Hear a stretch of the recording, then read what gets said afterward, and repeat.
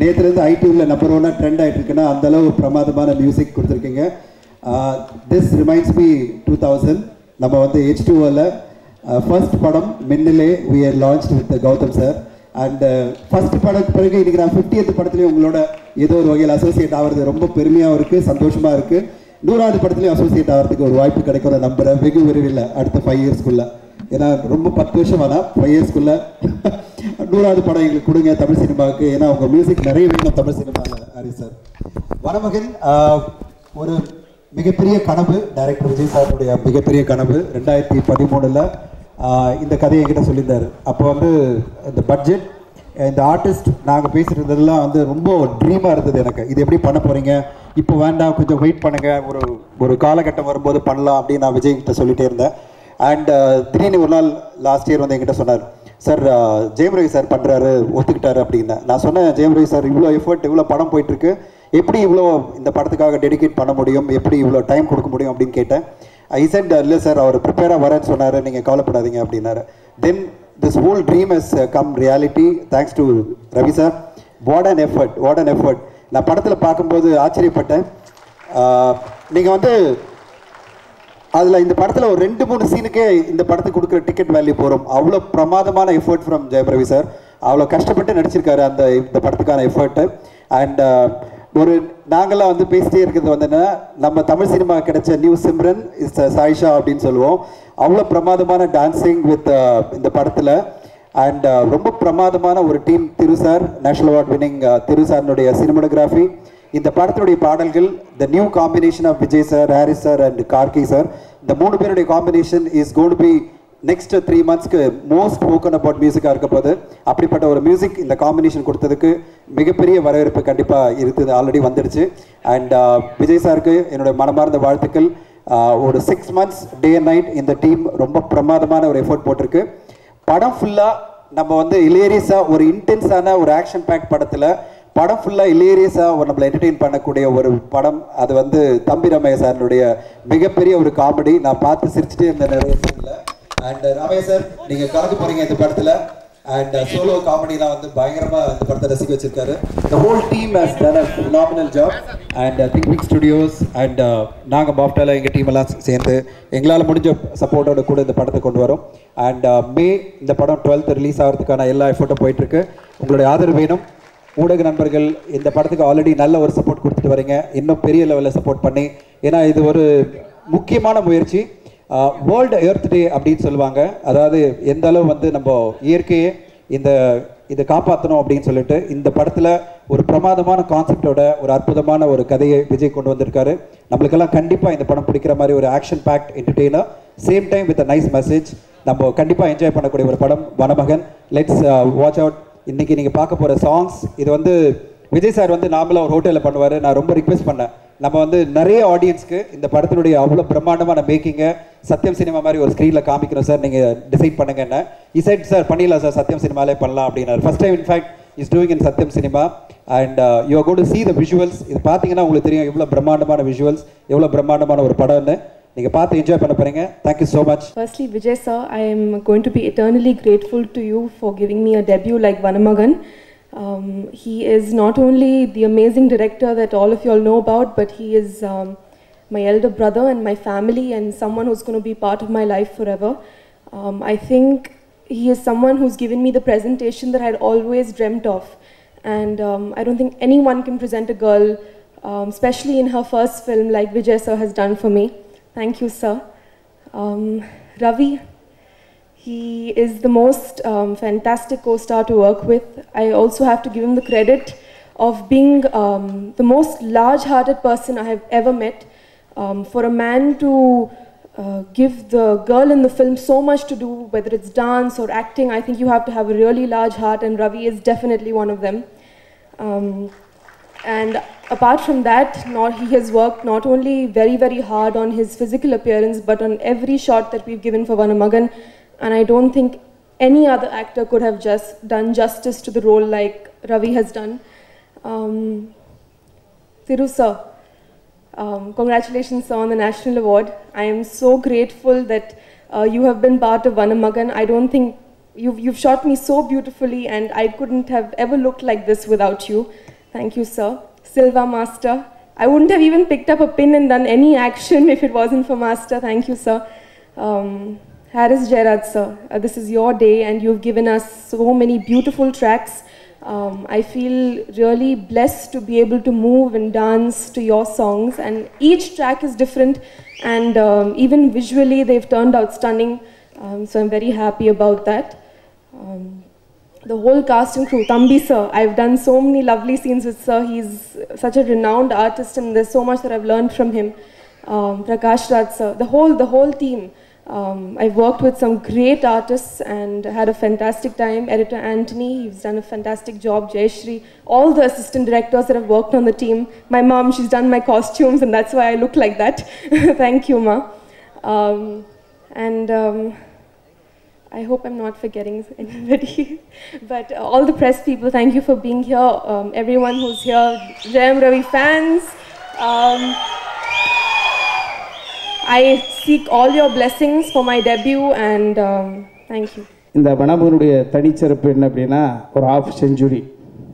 ஒரு இந்த அவசரமான அந்த உலகத்தில், போட்டிகள் நிறைந்த உலகத்தில், எந்த ஒரு செய்தியை சொன்னாலும் அது ஏற்கனவே யாரோ ஒருவர் சொன்ன செய்தியாக இருக்கக்கூடிய இந்த காலகட்டத்தில், எந்த ஒரு டியூனை போட்டாலும் ஏற்கனவே வந்துருச்சுன்னு சொல்ல சாதாரண கிரிட்டிக் பண்ணக்கூடிய இந்த உலகத்தில் 50 படங்களுக்கு தொடர்ச்சியாக இசையமைப்பது என்பது சாதாரண விஷயமல்ல.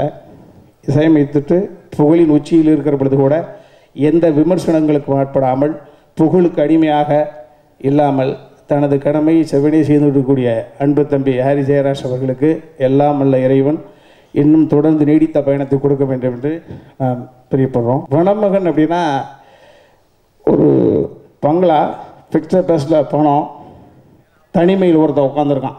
அந்த வாழ்க்கை தேவையா? அடுத்த வேளை சோத்துக்கு வழி கிடையாது, மாற்று உடை கிடையாது, ஒழுகாத வீடு கிடையாது. ஆனால் மனசுக்கு பிடிச்ச ஒரு பொண்ணோட நடு ரோட்டில் இருக்கான். எந்த வாழ்க்கை சிறந்தது அப்படின்னா, மனசுக்கு பிடிச்சவங்களோட உட்காந்துக்கிட்டு இருக்கிற வாழ்க்கை தான் சிறந்தது. ஆக நீயாக இரு, அது தானாகவே உன்னை தேடி வரும் என்ற ஒரு நல்ல கருத்தை மையப்படுத்தி, அந்த நல்ல கருத்தை யார் சொல்ல முடியும்னா நல்ல ஆத்மா இருக்கிறவங்க தான் சொல்ல முடியும். நான் பார்த்த தமிழ் இளைஞர்களில் அப்பளுக்கு இல்லாத ஒரு இதயம் தம்பி ஏஎல் விஜய் அவர்கள். அந்த நல்ல கருத்தை, மனிதநேயம் கொண்ட ஒரு கருத்தை யாரை வைத்து சொன்னால் மனிதர்கள் கிரிட்டிக் பண்ணாமல் ஒத்துப்பாங்க, ரசிகர்கள் அதை விமர்சனம் பண்ணாமல் ஒத்துப்பாங்க அப்படின்னா இன்னொரு நல்லவன் தேவை. அந்த நல்ல தம்பி ஜெயம் ரவி. ஒரு நல்ல தம்பி மீது ஒரு நல்ல கதையை ஒரு நல்ல படைப்பாளி கொடுத்திருக்கிறார் இந்த வனமகன். இதை ஒரு கதையை நாங்கள் உருவாகிற பொழுதே இயக்குநர்கள் 24 கிராஃப்ட் சினிமாவில் இருக்குன்னு சொல்லுவாங்கள்ல, கேள்விப்பட்டிருக்கீங்க, 24 கிராஃப்ட். இந்த வனமகன் கருத்தை ஒரு ஃபைட் மாஸ்டர் இல்லாமல் எடுக்க முடியுமா? எடுக்க முடியாது. அதற்கான ஸ்பேஸ் கொடுத்துருப்பார். இந்த வனமகன் கருத்தை இசையே இல்லாமல் பண்ணிட முடியுமா? பண்ணவே முடியாது. அதற்கான ஸ்பேஸ். இந்த வனமகன் படத்தை ஒரு கலை இயக்குநர் இல்லாமல் எடுத்துட முடியுமா? ஜெயஸ்ரீக்கு அதற்கான ஸ்பேஸ். 24 கிராஃப்ட்டும் பொதிந்தால் மட்டுமே இந்த வனமகனை உருவாக்க முடியும். சில படங்களை பார்ப்போம், டயலாக் ஓரியன்டாக இருக்கும், ஆனால் அந்த வனமகளில் எல்லாமே பொருந்தி வந்திருக்கு, மனிதத்தை புதைத்திருக்கு. இந்த படம் வெற்றி பெற்று எல்லோரையும் மகிழ்வுபடுத்த வேண்டும் என்று எல்லாமல் இறைவனை பிரார்த்தப்பட்டேன். ஜெயம் ரவி அவர்கள் இந்த கதை எந்த அளவுக்கு உள் வாங்கிட்டாரு, எனக்கு வசன வெளிப்பாட்டின் மூலமாக நிறைய படங்களில் அவர் பேர் வாங்கிட்டாரு. இவருடைய அண்ணனுடைய படங்களில் நிறைய உறவு சார்ந்த ஒரு விஷயங்கள், வசனங்களை பக்கம் பக்கமாக பேசி உறவு ரீதியான வசனங்கள் நிறைய வெளிப்படுத்தி ஸ்கோர் பண்ணியிருக்காருன்றது எல்லாருக்கும் தெரிஞ்ச ஒரு விஷயம். எவ்வளோ பெரிய பக்கங்கள், எத்தனை பக்கங்கள் கூட தான் அடித்து நொறுக்கிறார் ஈவன் தனிவரும் முதற்கொண்டு. ஆனால் இந்த படத்தில் வசனமே பேசுவதற்கு வாய்ப்பு இல்லை என்றது கூட இந்த கதையை ஒத்துக்கிட்டாருன்றது அது ஆண்மையினுடைய வெளிப்பாடு. ஒரு ஆண்மைத்தனமாக அந்த கதையை நான் பண்ணுறேன் அப்படின்னு. வசனம் கொடுத்துட்டா பேசலாம், நடிச்சிடலாம், அது பெரிய சுலபம். ஆனால் வசனம் இல்லாமல் அதுக்கு ஒரு மீட்ரு இருக்குது. ஒரு சார்லி சாப்ளின்னு பார்த்துருப்பீங்க. வசனம் இல்லாமல் இந்த அவசரமான உலகத்தில் 2017 ஒரு காதலை, ஒரு ஏழ்மையை, ஒரு வறுமையை, ஒரு இயலாமையை, ஒரு கரிசனத்தை, அத்தனை நவரசங்கள் என்று சொல்லுவாங்களே, நவரசங்களை வசனம் இல்லாமல் கண்களின் வழியாக தம்பி ஜெயம் ரவி இந்த படத்தில் கையாண்டிருக்காரு. சமீபத்திய படங்களில் எந்த படங்களையும் எந்த கதாநாயகனும் செய்ய முடியாத, செய்ய துணியாத ஒரு செயலை இந்த தம்பி செஞ்சிருக்கிறாரு. நான் குறுக்கிடணும் நான் வந்து தம்பி மட்டுமே இந்த படத்தை பற்றி பேசலை, இந்த தம்பியும் பேசினாங்க. என்னென்னா ஷூட்டிங் அப்போ ஒன்றா இருக்கும்போது வனமகன் போயிட்டு இருந்த பாதிப்பை வந்து எனக்கு சொல்லாத நாள் கிடையாது. நான் பக்கத்தில் இருந்து மறந்துட்டேன் சொல்கிறதுக்கு. அந்த ஒரு நாள் என்ன அவன் அப்படி நடிச்சிட்டான், என் கண்ணெலாம் கலங்கி போச்சுன்னு சொல்லி அந்த சொன்ன நாள் முழுக்க அதை தான் சொல்ல வந்தேன். நீங்கள் சொல்கிறீங்களோ பயந்துட்டு அதை சொல்லுதான். நான் முழு லெங்க்த்து பண்ணிட்டேன். ஒரு காட்சி இதுவரை அந்த ஒரு பெரிய முகட்டில், ஏன்னா 50 வயதை தாண்டியவன், நடு வயது எல்லாருக்கும் தெரியும், எல்லாரும் மேலே ஏறி போயிட்டாங்க. தம்பி சார் மேலே வருவாரான்ட்டு. இதுதான் என் வாழ்க்கை. நடந்து போகிற பொழுது உயிர் போனால் கூட அதை விட என்ன சந்தோஷம். நடந்து மேலே ஏறி போயிட்டோம். ஒரு 5:45 மணி சன் செட் ஆகி ஒரு சூழல். நான் அந்த படத்தினுடைய கதாநாயகி, தம்பி ஜெயம் ரவி முன்னால் போகிறாரு. இயக்குனர் ஷாட் வச்சுட்டாரு. தேசிய விருது பெற்ற சகோதரர் திருநாவுக்கரசு அவர்கள் வந்து கேமரா வச்சுட்டாங்க, 2 கேமரா. எங்கள் கூட வரைக்கும் சிரித்து தான் பேசிகிட்டு இருக்காப்புல ஜெயம் ரவி. அந்த தாய் பறவையிலிருந்து தனியாக பிரிந்து சென்ற ஒரு குஞ்சு பறவை மறுபடி தாயை பார்க்கிற பொழுது என்ன உணர்வு வருமோ அந்த உணர்வை வெளிப்படுத்த வேண்டிய ஒரு காட்சி. தம்பி ஜெயம் ரவி மேலே போய் நின்றுட்டு இருக்காரு, நாங்கள் பின்னால் நின்றுட்டு இருக்கோம். அதோ அந்த திசையில் தான் என் தாய் கூட்டம் இருக்கு அப்படின்ற உணர்வை வசனமே இல்லாமல் தனது காதலியிட வெளிப்படுத்தணும். அதுக்கு வசனம் இருக்கக்கூடாது, ஆனால் உணர்த்தணும். ஸோ அந்த காட்சியை ஃபுல்லத்து நான் நடிச்சிருந்தாங்க கூட, எத்தனையோ படங்களில் எத்தனையோ கதாநாயகர்களோடு நடிச்சிருந்தாங்க கூட, அந்த பிரதிபலித்த அந்த பர்டிகுலர் க்ளோஸ்அப் ஷாட் வந்து என் வாழ்க்கையில் நான் அந்த ஷாட்டை நடித்த பொழுது நான் பக்கத்தில் நின்னேன் அப்படின்ற ஒரு பெரிய சந்தோஷம். அதை மக்கள் பார்ப்பாங்க. நான் தம்பிராம இன்னைக்கு சொல்லக்கூடிய அந்த க்ளோஸ்அப் என்ன அப்படின்றத அன்றைக்கி உணர்ந்துப்பாங்க. அதை பார்த்துட்ட உடனே நான் கூட நின்றுட்டு அழுதுட்டு என்னை மீறி கிளாஸ் பண்ணிட்டேன். இதயத்தை அப்படியே கையை உள்ளே விட்டு இதயத்தை வெளியில் தூக்கி போட்ட ஒரு உணர்வு. அப்போ தான் பார்த்தேன், இவன் டெக்னீஷியன் குடும்பத்திலேருந்து வந்தாயா. எடிட்டர் மோகன் அப்படின்ற ஒரு அற்புதமான கதாசிரியர், ஒரு அற்புதமான தயாரிப்பாளர், ஜெயம் ராஜா என்ற ஒரு அற்புதமான இயக்குனர், அற்புதமான சிந்தனையாளருடைய தம்பி, ஒரு டெக்னீஷியன் குடும்பத்திலேருந்து வந்தவையா. அந்த கதையை உள்வாங்கிட்டு அட்டிச்சு நொறுக்கிட்டானப்பா அப்படின்னு அதை நான் தம்பிகிட்ட போய் சொன்ன பொழுது, தம்பி வேலைக்காரன் செட்டில் சிவகாரி எல்லாத்தையும் விட்டு அப்படியாண்ணே பண்ணாண்ணே அதான் பண்ணு சொன்ன அப்படி கண் கலங்கினாப்புல. ஸோ இது மாதிரியான ஆத்மாக்களோடு பழகுவதற்கு இறைவன் எனக்கு அர்ப்பணிச்சிருக்கிறான். ரொம்ப சந்தோஷம். திரு ரொம்ப முன்னாடியே வர வேண்டியது இந்த ஒரு ரெக்கக்னிஷன். நான் அவரோட காஞ்சிபுரம்ங்கிற ஒரு படத்தில் நான் நடித்தேன். அண்ட் அதுக்கே நான் எதிர்பார்த்தேன் இந்த ஒரு மரியாதை. பட் அதை தாண்டி அவர் இன்ஃபேக்ட் அவருக்கு அதை பற்றி வருத்தமும் இல்லை. Because it's not just this, அவர் எப்போவும் இதுக்கு தகுதி உண்டவர்.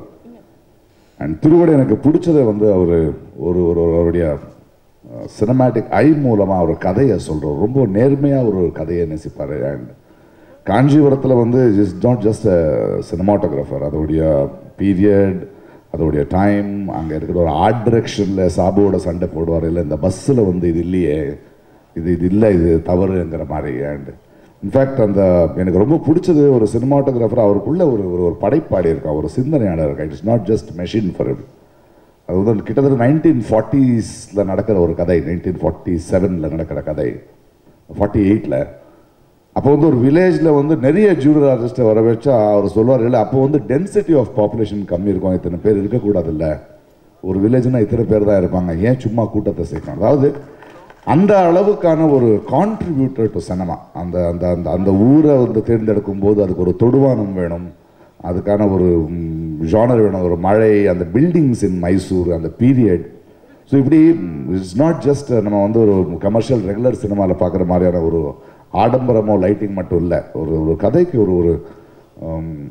ஒரு டெக்ஸ்சர் கொடுப்பாரு. அண்ட் அது வந்து ரொம்ப டேஞ்சபிளாக இருக்கும். அது இன்ஃபேக்ட் அந்த படத்தை நான் வந்து டொரண்டோ ஃபெஸ்டிவலில் வந்து க்ரீன் கார்பெட்டில் பார்க்கும்போது அத்தனை பேரும் அந்த ஒரு சினிமாட்டோகிராஃபியை நின்று பாராட்டும் போது நான் உங்களுக்கு புரியுது, அங்கே ஒரு ஆடியன்ஸுக்கு வந்து ஒரு சினிமாட்டோகிராஃபரோட கான்ட்ரிபியூஷன் டு சினிமா புரியுது. ஸோ அப்பேற்பட்ட ஒரு அற்புதமான ஒரு உழைப்பாளி அண்ட் திறமைசாலி, ரொம்ப நேர்மையாக ஒரு வேலையை பார்ப்பார். அவருக்கு எப்போவோ கிடைக்க வேண்டிய கர்வம் இந்த மூலமாவது கிடைச்சது எங்களுக்கு ரொம்ப சந்தோஷம். அண்ட் திரு தமிழ் சினிமாவை பெருமைப்படுத்துறதுக்கு நன்றி. இந்த ஃபிலிம் வந்து ஒரு டிஃப்ரெண்ட்டான எக்ஸ்பீரியன்ஸ் தான். விஜயோட இதுக்கு முன்னாடி ஒர்க் பண்ணியிருக்கேன். ஆனால் இந்த படத்தில் ஒர்க் பண்ண எல்லாருமே வந்து அவங்களோட வேலையும் பண்ணிவிட்டு மற்ற வேலையிலையும் பார்ட்டிசிபேட் பண்ணியிருந்தாங்க. குறிப்பாக சொல்லணுன்னா ஸ்டண்ட் சில்வா மாஸ்டர், அவர் ஒரு பாதி டைரக்டராகவே இருந்தார். ஜெயஸ்ரீ ஆர்ட் டைரக்டர், அவங்க வந்து ஒரு டைரக்டருக்கு கம்ப்ளீட் ஒரு அசிஸ்டண்ட் அசோசியேட் மாதிரியே நிறைய ரெஃபரன்சஸ் எடுத்து நிறைய பார்ட்டிசிபேட் பண்ணி படத்தில் நிறைய ஹெல்ப் பண்ணாங்க. எல்லாருமே ரவி சார் வந்துட்டு அவருக்கு அசிஸ்டன்ட் டைரக்டர் வேண்டாம், அவரே அசிஸ்டன்ட் டைரக்டராக இருந்து கண்டினியூட்டி அவரோட விஷயங்கள் எல்லாத்தையும் அவரே பார்த்துப்பார். ஸோ எல்லாருமே எடிட்டர் ஆண்டனி எல்லோரும் வந்து ஒரு ஏன் சொன்ன விஜய் வந்து என்னோட செகண்ட் கேமரா ஆப்ரேட்டரே அவர் தான், விஜய் தான். ஸோ அவர் அந்த ஃபீல்டையும் விட்டு வைக்கல. ஸோ எல்லாருமே வந்து ஒரு ஃபேமிலியாக இட்ஸ் அ வெரி நைஸ் ஒரு நல்ல விஷயம். இது சினிமா வந்து வேற ஒரு ஃபார்மில் வந்துட்டுருக்கு.